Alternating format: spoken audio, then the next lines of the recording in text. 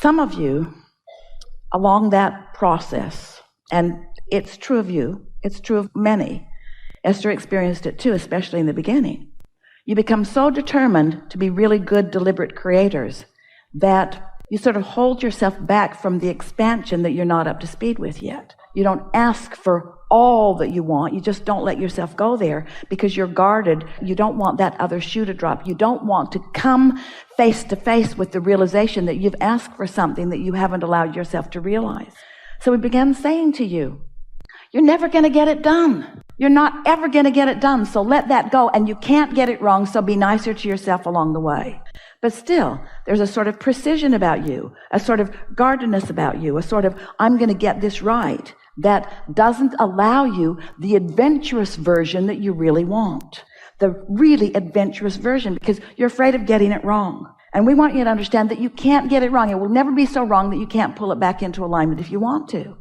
And so when you say to us, and we hear it often from people, my life is going pretty well, we would rather hear you say, I am ravenous about this life. There's so much that I want, and I'm screwing up every time I turn around. There's so much that I want that I'm not allowing myself to have. And that's what you're reaching for. You're reaching for more aliveness. You're reaching for more enthusiasm for life. You want to allow more of the energy to flow, even if it risks you resisting some of the energy that's flowing. And so sometimes when that desire is strong within you and you have not even acknowledged it to yourself, something that indicates the resistance that you've got going on shows up in your experience and causes a faster development of desire, faster than ever before. This life is supposed to produce desire, even if you haven't yet come to the place that you're allowing yourself to receive it fully. But we began almost every conversation as we start out in a day. You almost always, when we say, are you enjoying your desire? Because we want you to have desire that is rampant, that you aren't up to speed with, because it's so fun getting up to speed with the desires that you're not up to speed with. That is the zest of life that you're looking for. We're going to say it again. The zest that you're looking for is for your life to launch rockets that you're not in the vicinity of because it's so fun to get in the vicinity of it. Because everything is relative. It is so fun to move from not being in alignment to in alignment. That's fun. It's like, why do you go on the roller coaster? Why do you go up so you can go down? Why do you do that? Because you like the relational experience. You like the feelings of that. You get a sense of what we're talking about? Yes.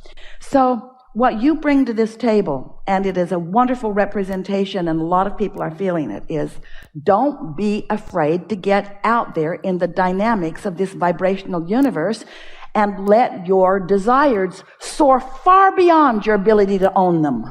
Because when you do come into ownership of those, how good it's going to feel. It's sort of like, do you remember those Thanksgivings when you were obligated to go to 3 or 4 different places at once? And by about the second or third Thanksgiving dinner, you wanted to die. Something that ordinarily would feel so wonderful was just not feeling so wonderful to you. You don't want to eat all your meals today. And you don't want to experience all the ideas that will flow to you in your whole lifetime today. You want them to just continue to come. So yes, you said, I'm going to go put myself into a physical body on the leading edge of thought, and I'm going to mix it up enough that I launch plenty of rockets of desires. And in the early days of your life, you launched more rockets that you could ever begin to keep up with. And you did not like that discord, and so you've decided to not do that again.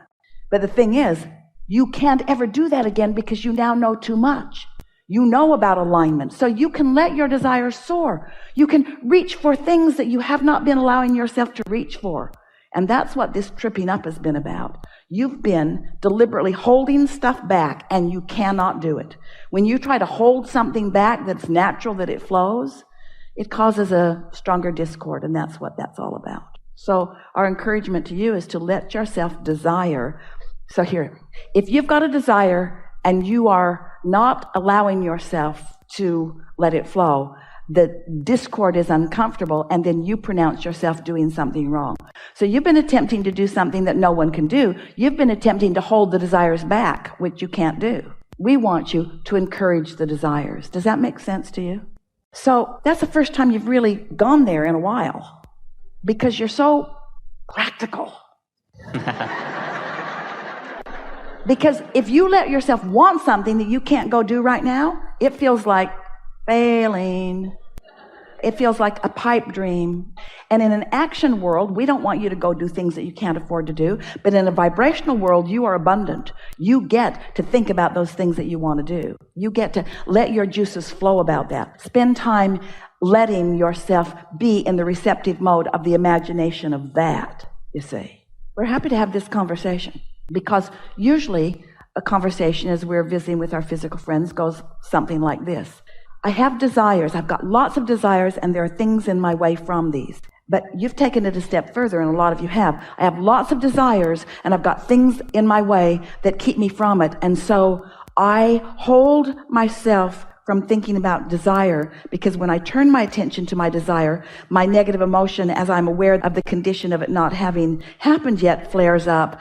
And then I think I'm miscreating. Did you hear that? So now what we're saying to you is, I have desires that my vibration is not allowing me to manifest right now. But I've decided to approach this life unconditionally. So I don't need the condition of that desire right now to be happy. The thought of it feels good to me. I'm going to allow myself to think about it. I'm going to allow myself to find the feeling of it.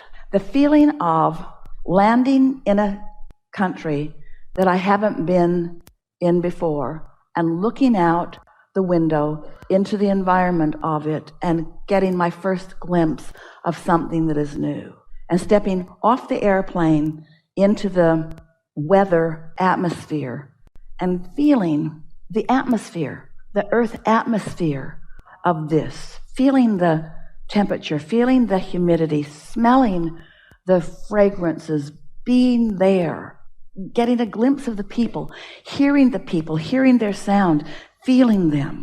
In other words, you don't have to go there physically in order to have that emotional experience. You see what we're getting at? And as you allow yourself that emotional experience, we're going to say it.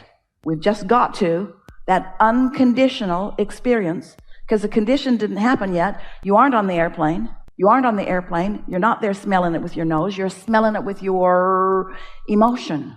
You have allowed the thought to manifest. So don't hold back from that. When we begin every gathering, we say to you, are you enjoying your desire? And you say, yeah, you do. You say, yeah. But you're usually not enjoying your desire. You don't really get what we mean, because what you mean is, I'm allowing myself to enjoy the desires that I'm letting myself have, because I'm keeping a close guard on not wanting more than I believe I can have, because it's torturous. And we just think that torturous contrast is so good for you, because you cannot hold desires back. And when you try, you introduce unnecessary resistance into your experience. And the reason that you hold your desires back is because you've been using feedback from others who don't believe in the process, who don't understand the process, who don't believe in themselves, and who don't believe in you as your feedback. So if you say to someone who hasn't traveled the world, who doesn't understand about vibrational currency, it's a vibrational currency that we want you to spend. We want you to discover the currency of vibration, the currency of letting the energy flow. We want to expand your sense of where you stand and who you are in this equation of creation. And we're wanting you to, all of you, to hear us when we say, you're not getting your fair share. You're holding yourself back from your fair share, because you've got bogus beliefs and flawed premises that keep you from letting yourself have your fair share. So in that limited thinking, you don't let yourself want in the way that you naturally do. And you practice not letting yourself want with such deliberateness, because you don't want to look bad. You don't want to be talking about stuff that you can't demonstrate right now. But we want you to be talking about stuff that you can't demonstrate, because we want the unconditional pleasure of it to be what you're going for. We're out here on the leading edge, friends, way out here on the leading edge. As we visit with you, most people who come to us initially, they just want to figure out how to live a better life. They just want to figure out how to have more money and more friends and have nicer things in their life experience and to fulfill their reason for being. And it's a long list of things that you want. But few of you understand that the key to what you're looking for is a fast-moving vibration that you're up to speed with. That's really what you're looking for. If either of those elements is out of whack, if you don't allow a fast-moving vibration and you're not up to speed with it, you don't feel so good. So sometimes if in the early days, you allowed a fast-moving vibration, but you weren't up to speed with it, you felt bad. And so you say, well, I'm not going to do that again. And we're saying, but don't let the thing that you give up be your fast-moving vibration. Your fast-moving vibration must be encouraged. What you want to do is get up to speed with it. So we want you to talk more with more sense of ownership of who you really are and what's coming. We want you to say things like, I am one of the most vibrationally prosperous people that I've ever met. I understand the laws of this universe. I understand how things work. I get who I am. I can feel the power of who I was when I was born. I can feel the perfection of my choices. And the contrast that I lived was so perfect for me. I launched so many rockets early in my life experience, and my vibrational reality, my vortex, is huge as a result of that early work that I did here in this physical body. I'm so happy that I was always on my path and I always did exactly what I was here for. And I love that there is a robust vibrational calling that is calling me in a really powerful way. And I revel in every hint of it, every inkling of it that I get. I revel in that.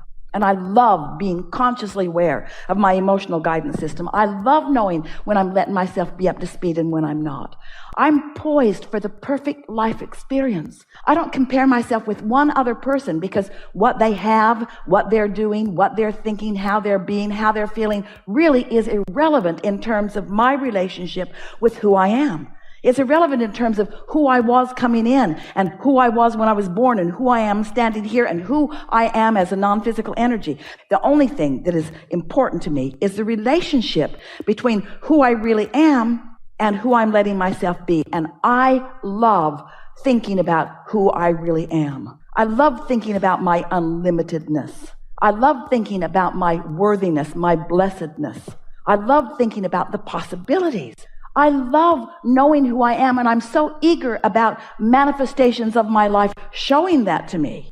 Esther found herself in a position where she saw and wanted and could afford a magnificent structure in a place that she had forgotten how much she loved being. And from the moment of finding it until she had ownership of it was a very short period of time because the momentum was moving so fast and she was really on the wavelength of that. So it happened really fast, and now, boom, there she's sitting in this really magnificent place overlooking this really wonderful vista. And as she sat there trying to comprehend the bigness of the manifestation, she understood the perfection of the alignment that she had accomplished. She didn't even know she had accomplished that alignment until the manifestation came into full blossoming view for her. Well, that's the reason that you look for conditions, because conditions feel so good when you've allowed them to develop from alignment, you see. This is what we want for all of you.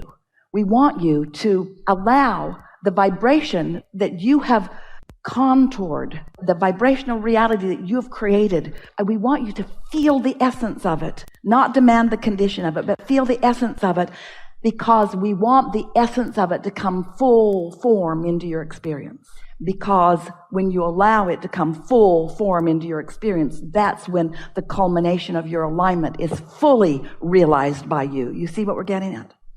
But if the manifestation of it is necessary before you allow yourself to feel it, you can't get there from there. So you have to find some way of being happy with happy.